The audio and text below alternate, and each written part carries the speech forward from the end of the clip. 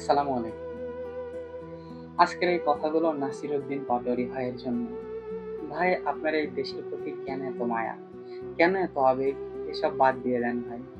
অন্যায়ের বিরুদ্ধে আন্দোলন করা, দেশের পক্ষে কথা বলা, এসবগুলো বাদ দিয়ে দেন ভাই। কারণ আপনাকে নিয়ে প্রচন্ড ভয় হয়। আপনার জন্য কষ্ট হয়। আপনি অতীতে দেখেন নাই 2013 সালে দেশের জন্য কতগুলো তাওহিদি জনতা জীবন দিল?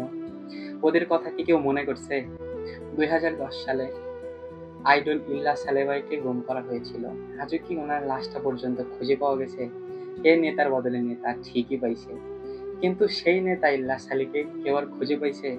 আপনি দেখেন নাই 2024 সালে জুলাইয়ে কতগুলা মানুষ জীবন দিল, অথচ আমরা আবার দেশ পুনর্গঠন করার সুযোগ পাইলাম।